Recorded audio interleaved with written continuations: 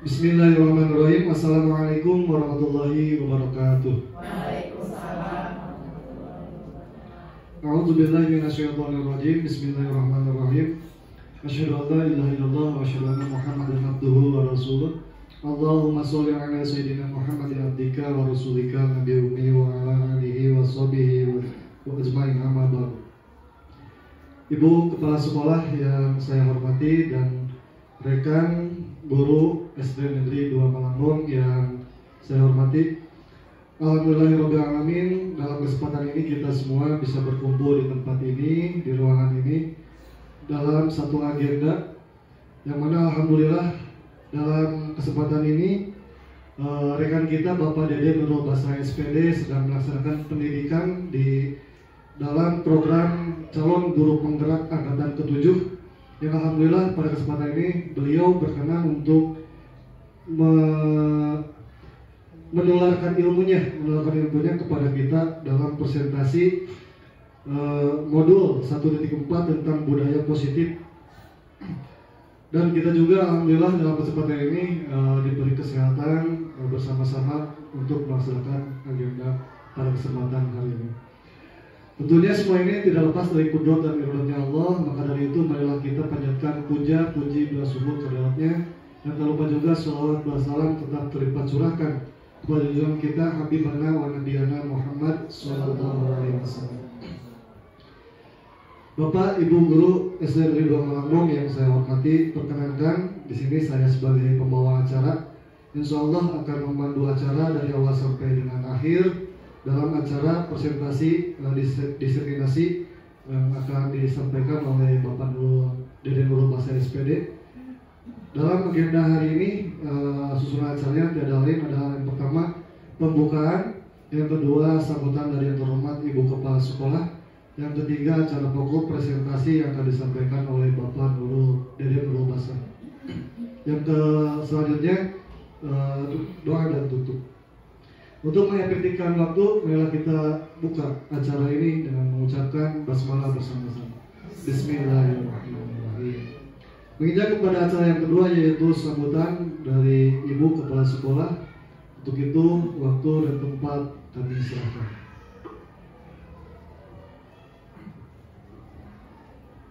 Bismillahirrahmanirrahim. Assalamualaikum warahmatullahi wabarakatuh. Waalaikumsalam. Puji dan syukur kita panjatkan kehadirat Allah Subhanahu wa Ta'ala, yang mana pada hari ini kita dapat berkumpul di ruangan ini dalam keadaan sehat walafiat dalam acara desiminasi dengan materi program guru penggerak, calon guru penggerak angkatan ke-7, yang mana dari sekolah kita Bapak Dede Nurul Basra SPD sedang mengikuti kegiatan guru penggerak. Ini adalah salah satu kegiatannya, yaitu desiminasi.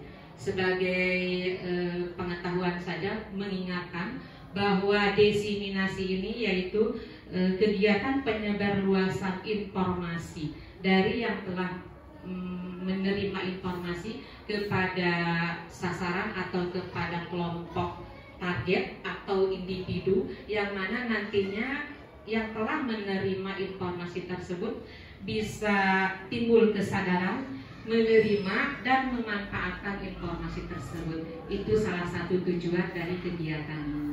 Sebenarnya dari sekolah kita ini mengenai hal-hal yang tadi disebutkan di modul motivasi positif, budaya positif, di sekolah kita sudah dilaksanakan. Tapi dengan adanya kegiatan ini, itu akan lebih memperluas wawasan kita tentang budaya positif tersebut. Kegiatan guru penggerak dari Pak Dede Basah dari sekolah kita ini sudah banyak manfaatnya, positif sekali. Untuk itu Ibu mengajak kepada guru-guru di sini yang belum mengikuti guru penggerak supaya mengikuti guru penggerak. Ini sangat luar biasa manfaatnya untuk sekarang saja di masa prosesnya sudah terasa manfaatnya. Apalagi ke depannya, untuk masa depannya, hasil dari guru penggerak ini memudahkan karir untuk ibu-ibu semua. Maka ikuti program ini ya, contohnya sudah ada, kegiatannya sudah terasa, ikuti supaya kita semua bisa maju bersama. Ya, maju bersama, berpikir bersama. Sebab tidak ada sesuatu yang berhasil dengan luar biasa tanpa adanya kerjasama. Yuk kita sama-sama memajukan sekolah kita, memajukan karir kita, salah satunya dengan mengikuti guru penggerak.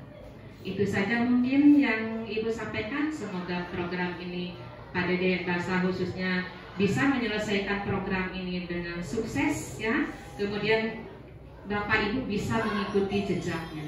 Kemudian kita saat ini kegiatan desiminasi ini mudah-mudahan selalu dalam lindungan Allah Subhanahu wa taala. Itu saja, billahi taufiq wal hidayah. Wassalamualaikum warahmatullahi wabarakatuh. Kami aturkan terima kasih kepada Yang Terhormat Ibu Kepala Sekolah yang telah menyampaikan sambutannya. Dan sampailah kita menginjak kepada acara pokok, yaitu presentasi desiminasi modul 1.4 tentang budaya positif oleh calon guru penggerak angkatan ke-7 yang terhormat Bapak Dede Nurul Basah SPD. Untuk itu waktu dan kesempatan kami serahkan seluas-luasnya.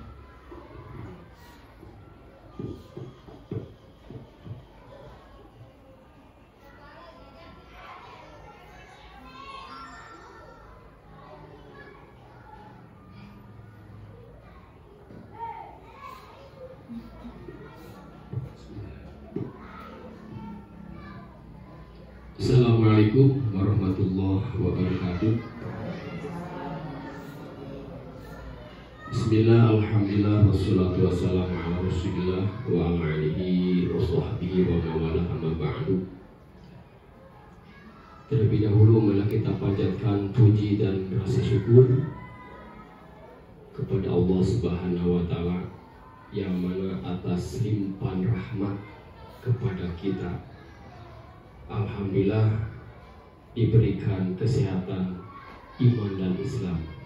Sholawat beserta salam semoga tetap dipacurahkan kepada baginda tercinta Nabi besar Muhammad Sallallahu Alaihi Wasallam, para keluarganya, para sahabatnya, para tabi'in, dan mudah-mudahan kita selaku umatnya mendapatkan syafatul uzma. Amin ya Allah ya Rabbal Alamin.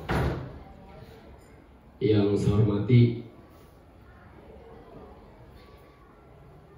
Bapak Protokol, izin berdiri, yang alhamdulillah telah memberikan kesempatan kepada saya seluas-luasnya untuk memberikan materi pada hari ini.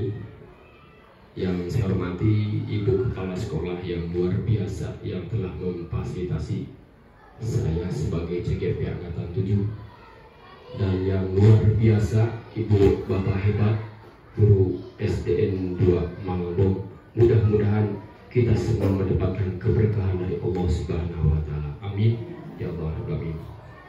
Baiklah, untuk mempersingkat waktu,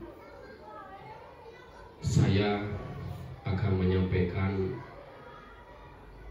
diseminasi modul 1.4 tentang budaya positif, di mana budaya positif ini memang sudah kita laksanakan jauh-jauh hari. Cuma di sini saya sebagai CGP akan memberikan judul atau masukan-masukan kira-kiranya dapat diperbaiki kita bersama-sama ke depannya.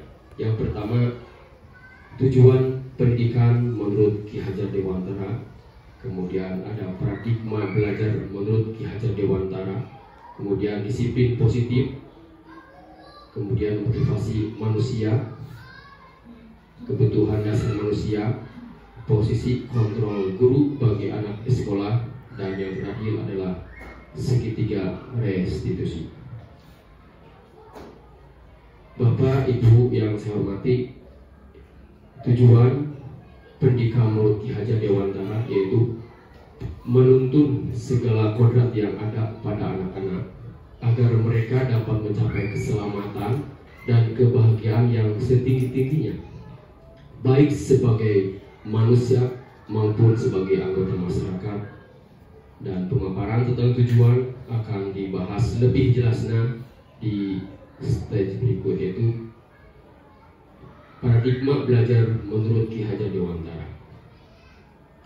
Pemikiran-pemikiran beliau sangat relevan pada masa kini, terutama di Indonesia, di mana penyimpangan dan gejala-gejala ketidakpatuhan hukum dan nilai-nilai budaya menjadi nyata terlihat. Penerapan pendidikan budi pekerti, anjuran Student Center yang tersirat dari pemikiran KHD, membudayakan pembelajaran kolaboratif, demokratis, terbuka, dan progresif, sangat sering tidak dipraktekkan di sekolah-sekolah di Indonesia. Efek pendidikan kita lebih banyak menggunakan pembelajaran yang terpusat pada guru atau teacher center yang menutup ruang kolaborasi. Terlebih lagi banyak sekolah dan pihak berwenang yang mengkerdilkan ruang demokrasi, inovasi, dan kreativitas, serta antipati dengan hal-hal baru. Sebagai contoh, masih banyak sekolah-sekolah yang justru melarang pemanfaatan teknologi untuk pembelajaran, padahal anak-anak mereka tengah hidup pada era teknologi. Jika melarang, tidakkah justru sekolah menjadi penyebab kemudahan anak? Justru sekolahlah yang menjadi biang kemunduran dan ketidaksiapan anak untuk hidup berkompetisi dalam era teknologi ini. Permasalahan lain adalah sering kita jumpai guru dengan pemikiran konservatif dan tidak progresif. Banyak guru-guru yang mengeluh dengan perubahan kurikulum, metode, strategi, teori, dan lain sebagainya, padahal perubahan adalah sebuah keniscayaan dalam pendidikan karena pendidikan sifatnya dinamis. Realita tersebut, suka atau tidak, memang terjadi. Perlu upaya strategis, sistematis, dan menjangkau semua untuk melakukan perbaikan. Gagasan-gagasan KHD yang hingga kini masih relevan perlu digaungkan melalui program-program seperti grup penggerak, Merdeka Belajar, dan program-program strategi lainnya. Pengembangan keprofesian berkelanjutan dan mengaktifkan kembali komunitas-komunitas guru juga perlu dihidupkan kembali sehingga komunitas praktek baik atau best practice tentang pendidikan mutakhir dapat menjadi budaya pada trisentra pendidikan menurut beliau, sehingga seluruh perangkat pendidikan di Indonesia bergerak secara bersama-sama. Kemudian yang ketiga adalah disiplin positif. Disiplin positif merupakan pendekatan mendidik anak untuk melakukan kontrol diri dan pembentukan kepercayaan diri. Disiplin berbeda sekali dengan hukuman. Meskipun disiplin sering diterapkan dengan menggunakan teknik hukuman. Sebagaimana Bapak pendidikan kita, Ki Hajar Dewantara, menyatakan bahwa di mana ada kemerdekaan, disitulah harus ada disiplin yang kuat. Sungguh pun disiplin itu bersifat self-disiplin, yaitu kita sendiri yang mewajibkan kita dengan sekeras-kerasnya. Tetapi itu sama saja, sebab jikalau kita tidak cakap melakukan self-disiplin, wajiblah penguasa lain mendisiplinkan kita. Jadi intinya kita harus disiplin diri sebelum disiplinkan oleh orang lain. Adapun definisi kata merdeka menurut beliau adalah, ini bahasa Jawa ya, mardika iku jarwanya, nora lepasing pangreh, ing uga kuat kuasa aman diri priyangga.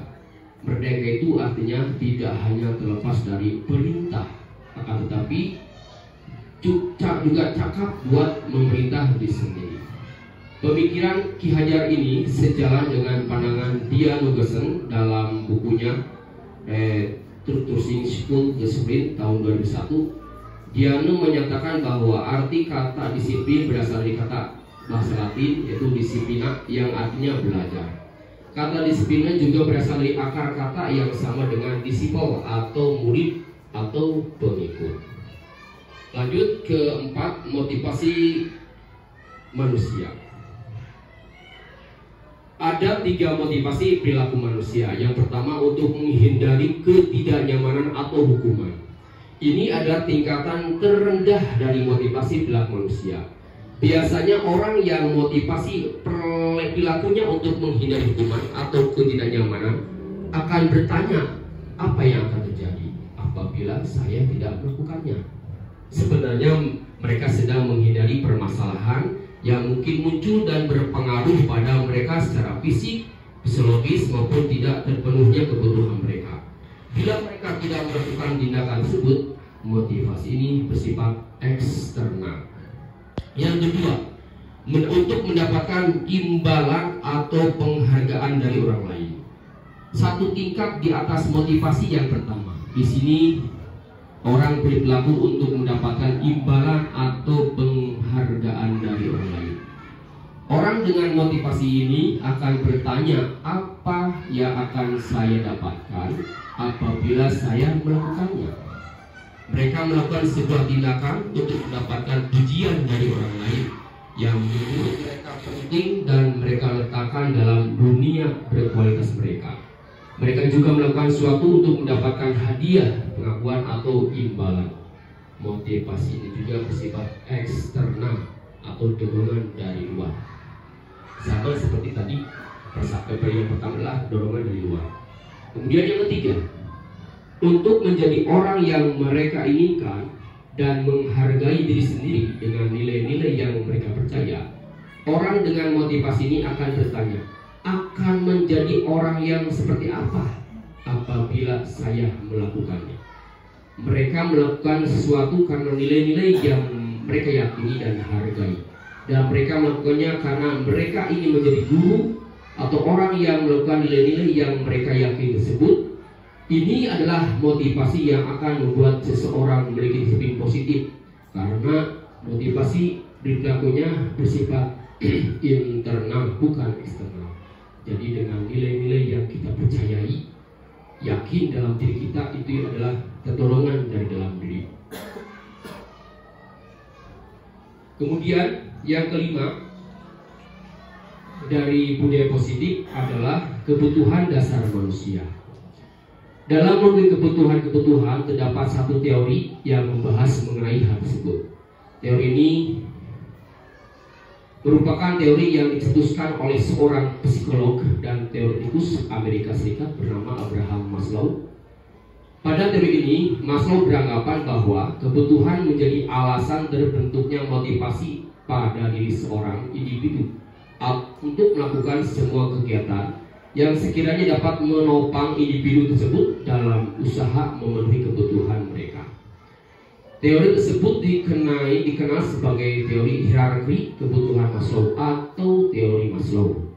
Berikut adalah kebutuhan-kebutuhan dalam teori Maslow. Yang pertama adalah kebutuhan dasar atau fisiologi. Kebutuhan dasar merupakan hal yang harus terlebih dahulu terpenuhi agar manusia dapat bertahan hidup dan melanjutkan hidupnya.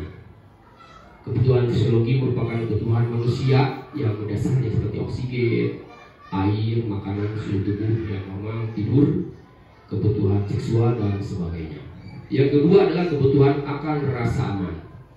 Untuk melangkah ke tingkat selanjutnya, seorang individu harus memenuhi kebutuhan pada tingkat ini. Maslow menjelaskan bahwa kebutuhan akan rasa aman ini meliputi rasa aman secara fisik maupun emosional. Kebutuhan pada tingkat ini tergantung pada usia dari individu tersebut. Contohnya, anak-anak yang lebih membutuhkan pendampingan orang tua karena tingkat kewaspadaan dari anak yang masih rendah. Yang ketiga adalah kebutuhan sosial atau rasa cinta, kasih sayang serta hak kepemilikan. Di tingkat ini, seorang individu membutuhkan cinta, kasih sayang dan memiliki hak kepemilikan terhadap suatu hal. Selain itu, seorang individu dapat mendapatkan kebutuhan di tingkat ini dengan menjalin pertemanan dengan individu lain, membentuk keluarga, bersosialisasi dengan suatu kelompok, beradaptasi dengan lingkungan sekitar, serta berada dalam lingkungan masyarakat. Yang kelima adalah yang keempat adalah kebutuhan mendapatkan penghargaan. Maksud penghargaan bagi Maslow adalah harga diri. Setiap individu berhak mendapatkan harga diri. harga diri ini dapat berasal dari diri sendiri maupun orang lain.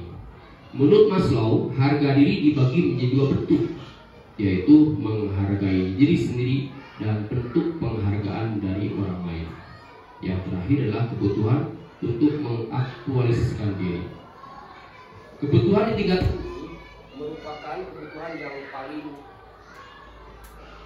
tertinggi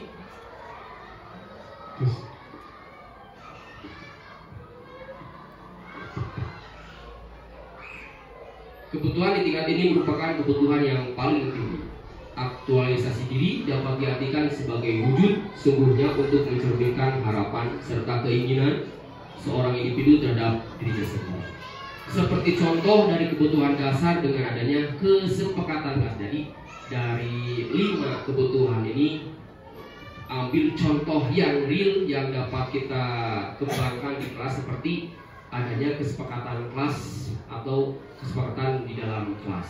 Karena di kesepakatan kelas tersebut akan terwujudnya suatu keinginan si anak. Tidak hanya soal peraturan di dalam kelas yang harus taati murid dan memberi konsekuensi bagi yang melanggarnya.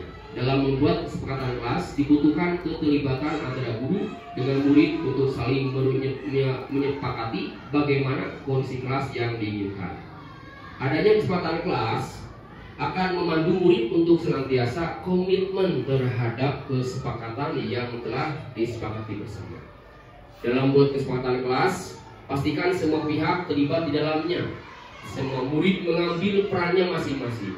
Semua murid menggunakan haknya untuk dapat menyampaikan pendapatnya tentang impian kelas terhadap kelasnya serta suasana pembelajaran yang ada di dalamnya. Kesepakatan kelas menurut hal-hal yang dianggap penting, kesepakatan kelas juga harus dapat dipahami oleh semua pihak. Kesepakatan kelas juga dibuat dengan bahasa yang mudah dipahami siswa, mengandung kata-kata positif, dibuat secara tertulis sehingga bisa dilihat sewaktu-waktu, direfleksikan secara berkala oleh guru dan siswa. Kesepakatan kelas bukan hanya tentang mengajak murid menuliskan janji-janji bersama lalu menempelkannya di dinding, tetapi lebih itu, kesepakatan kelas berfungsi sebagai media komunikasi untuk mengembalikan peran murid sebagai subjek pendidikan. Selain itu juga, kesepakatan kelas berfungsi sebagai salah satu cara guru dalam melatih tanggung jawab, khususnya tanggung jawab terhadap kesepakatan yang telah dibuat. Sebagai contoh, ini langkah-langkah yang dalam membuat kesepakatan kelas. Yang pertama adalah guru mengajak murid memikirkan tentang keinginan kelasnya atau kelas impiannya. Yang kedua, guru meminta murid menuliskan apa yang mereka pikirkan dan inginkan tentang kelasnya dan belajar. Yang ketiga, murid menuliskan tentang kelas impian mereka. Kemudian yang keempat, guru meminta murid menempelkan hasil pemikirannya di depan kelas atau di papan tulis. Yang kelima, setelah semua berpartisipasi dengan bantuan salah seorang siswa, hal-hal yang telah ditulis tentang kelas impiannya dibaca satu persatu. Yang keenam, guru mengajak murid berdiskusi membahas impian-impian tentang kelasnya yang sudah mereka tulis untuk menemukan kesamaan yang mereka miliki, lalu membuat daftar kesamaan yang telah didiskusikan. Yang ketujuh, guru memandu murid menyoroti hal-hal yang dianggap paling penting untuk disepakati bersama. Yang kedelapan, guru memastikan semua murid ambil bagian dalam kegiatan ini.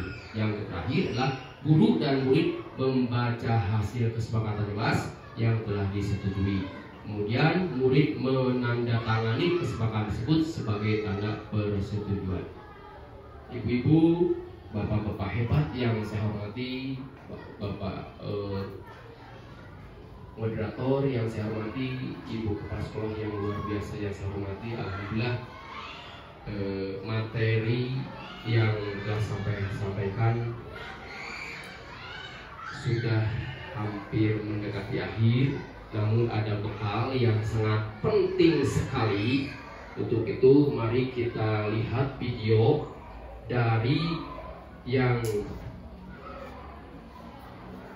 budaya positif yang terakhir adalah posisi kontrol guru bagi anak di sekolah beserta restitusi segitiga atau segitiga restitusi. Itu mari kita saksikan contoh video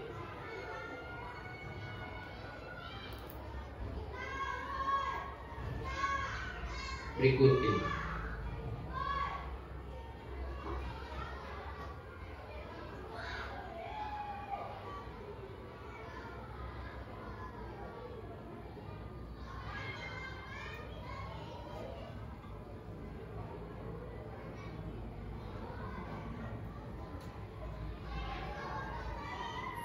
Salah satu program yang dikembangkan adalah 5 posisi kontrol. 5 posisi kontrol dalam restitusi adalah proses perjalanan seorang pendidik agar dapat mengenali dirinya. Pada video kali ini, kita akan membahas tentang 5 posisi kontrol yang dikembangkan oleh Diane Gosser dan contoh penerapannya.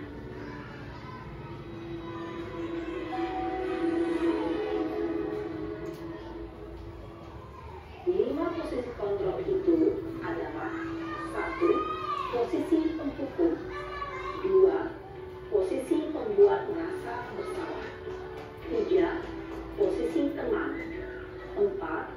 Posisi pemantau atau monitor, dan 5. Posisi manajer. Untuk lebih memahami kelima posisi tersebut, mari kita saksikan kasus Naren yang terlambat hadir 20 menit di sekolah dan melihat bagaimana kelima posisi kontrol dalam menghadapi masalah tersebut.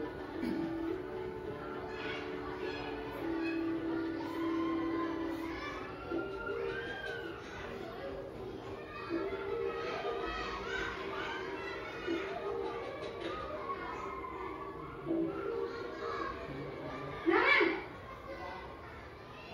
Sini kamu! Selamat pagi, Bu. Selalu terlambat. Kamu deh, pasti terlambat. Maaf, Bu. Saya Apa? Apa coba? Alasan kamu apa lagi? Kapan sih kamu tidak terlambat?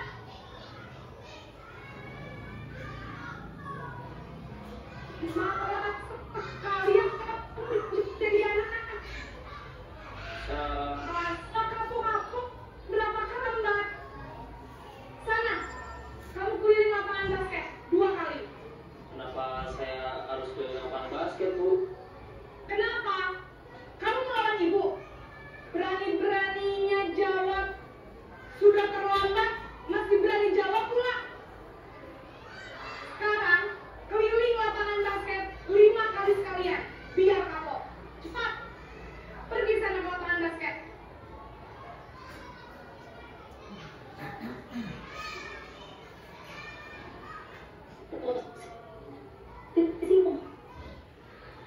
Hukum biasanya berbicara dengan nada tinggi, unjuk-unjuk, penyakit, dan merumus.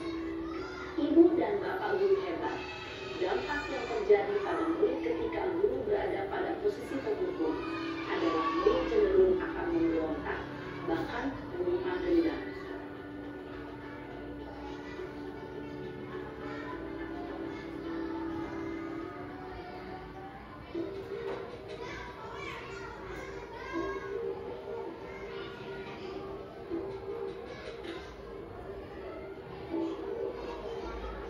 Naren!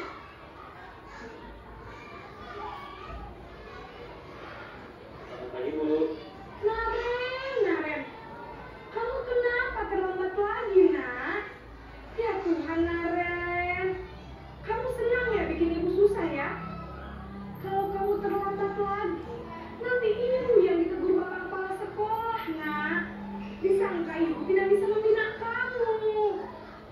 Duh, gimana ini? Maaf, Bu.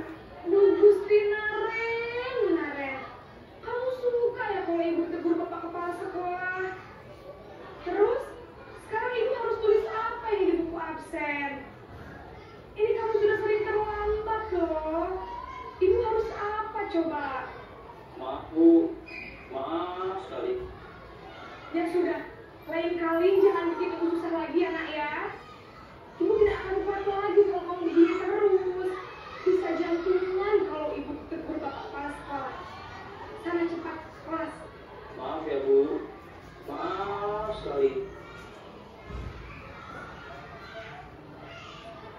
Posisi pembuat rasa bersalah berbicara dengan nada tenang, cenderung lembut.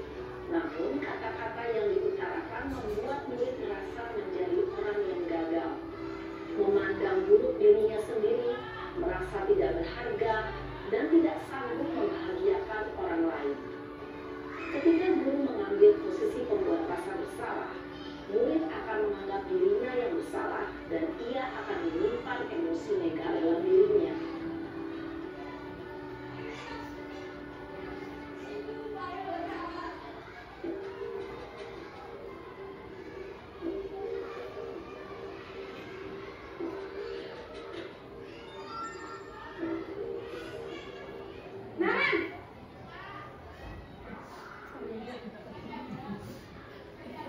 Selamat pagi, Bu. Wah, sudah jam berapa ini, Nak? Terlambat lagi ya, sayang. Iya, Bu. Habis ibu saya lupa bangunkan saya, Bu. Kamu malah menyalahkan ibu kamu. Kamu bukannya anak yang larinya paling kencang. Kok terlambat sih? Iya, Bu. Saya memang terlambat bangun tadi. Jadi, biarpun saya lari kencang, tetap gak terkejar, Bu. Ya sudah sana. Nanti lain kali larinya lebih kencang lagi ya. Biar gak terlambat lagi. Bikin seneng ibu. Demi ibu. Bisa kan? Bisa lah, Bu. Ya sudah sana masuk kelas. Ibu beresin urusan absen kamu. Kamu ini ada-ada saja. Dalam posisi teman, guru berbicara dengan nada suara ramah, akrab, cenderung bersenda gurau untuk menjaga suasana tetap santai. Murid akan merasa senang, aman, dan akrab dengan guru. Identitas yang tercipta adalah identitas sukses atau berhasil. Namun, perlu diingat, karena ini masih dorongan eksternal, maka ada faktor ketergantungan dari murid kepada orang tertentu.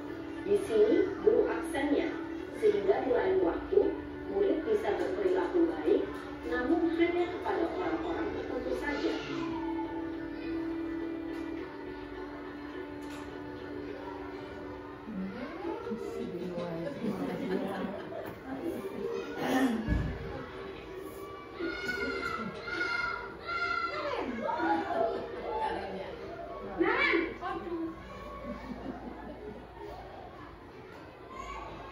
Selamat pagi, Bu. Nah, apa peraturan sekolah kita tentang jam berapa kita harus masuk sekolah, Nak? Kita harus di sekolah jam 7, Bu. Iya betul, sekarang sudah jam 7.20. Kalian sudah tahu konsekuensinya jika terlambat hadir? Paham, Bu. Saya harus tinggal kelas pas jam istirahat selama 20 menit. Iya benar, konsekuensinya demikian. Jadi nanti jam 9.30 pas istirahat, kamu harus tinggal di kelas, kerjakan tugas tambahan untuk ketertinggalan kamu, ya? Baik, Bu. Posisi pemantau mengandalkan penghitungan atau data untuk mengontrol murid. Guru mengarahkan murid berdasarkan peraturan dan konsekuensi. Seorang pemantau menunjukkan bahasa tubuh dan ekspresi wajah yang datar dan cenderung formal.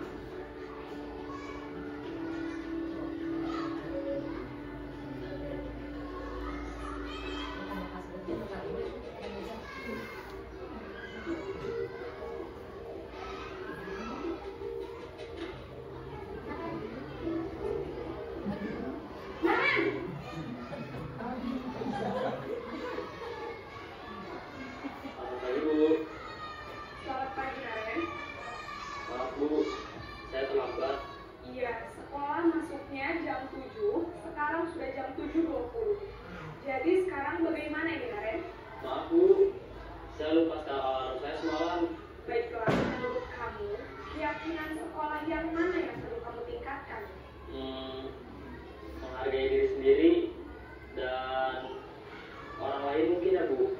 Setuju. Jadi, apakah Naren meyakini prinsip saling menghormati tersebut? Iya tuh, Bu.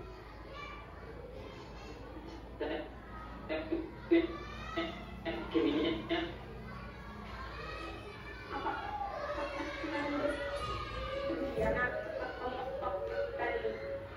tidak lupa alarm saya, Bu. Orang yang lupa menyetel alarm di rumah, ada orang yang kira-kira bisa bantu mengingatkan tidak? Ada, Bu. Kakak saya, Kak Emma. Ada lagi selain Kak Emma?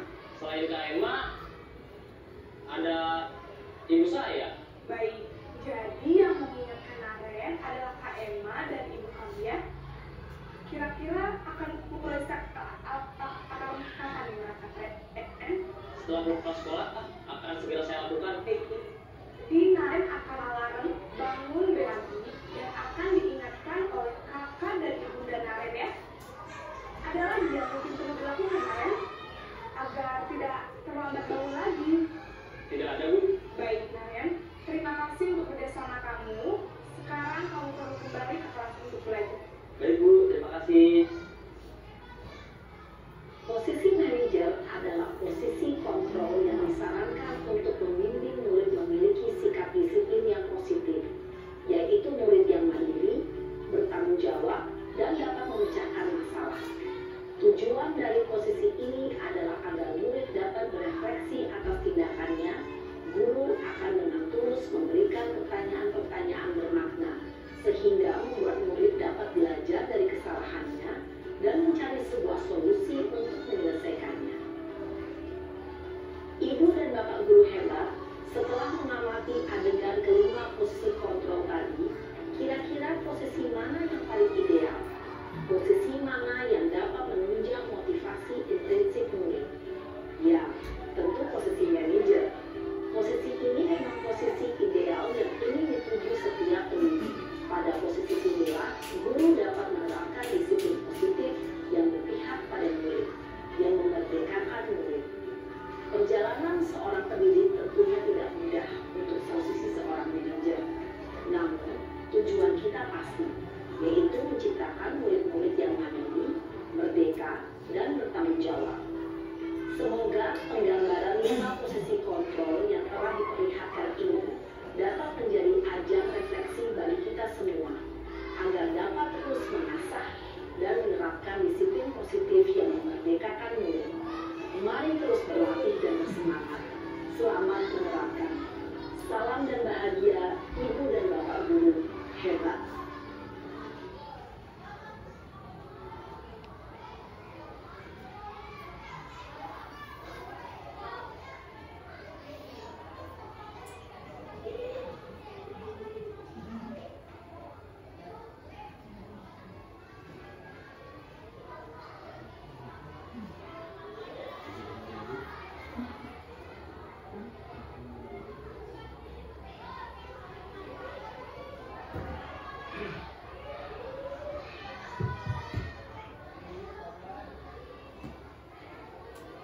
Bapak Ibu yang saya hormati, dari kelima posisi kontrol di atas, apabila kita menginginkan murid-murid kita di kedepannya menjadi manusia yang merdeka, mandiri dan bertanggung jawab dan tumbuh motivasi intrinsik dalam diri mereka, maka kita perlu menerapkan restitusi atau mengubah identitas anak dari orang yang gagal karena melakukan kesalahan menjadi orang yang sukses, sehingga dapat mengarahkan dan menjadikan muridnya senang seorang manajer bagi dirinya sendiri.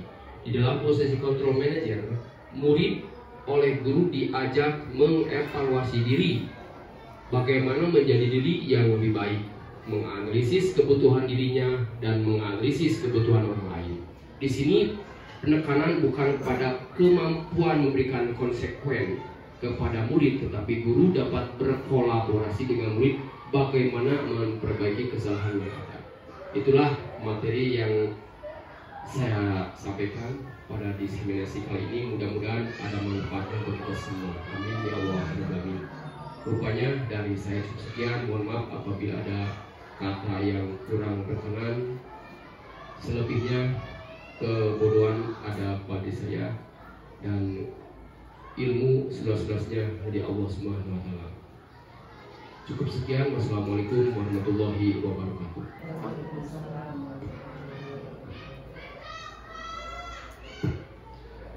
Kami aturkan terima kasih kepada Yang Terhormat Bapak Dede Nurul Basah SPD yang telah menyampaikan presentasi diseminasi modul 1.4-nya tentang budaya positif dalam program pendidikan CGP Angkatan ke-7. Mudah-mudahan presentasi dari beliau bisa menjadikan diseminasi yang positif untuk kita semua sebagai guru di SNG 2 Malangbong yang sebagai penerima ilmu dari acara ini, sehingga kita bisa mempraktekkan ilmu tersebut di lapangan sebagai budaya yang lebih positif di sekolah kita.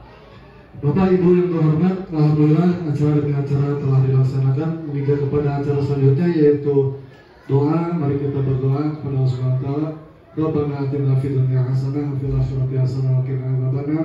Subhana rabbika rabbil izzati amma yasifun wa salamun alal mursalin walhamdulillahi rabbil alamin.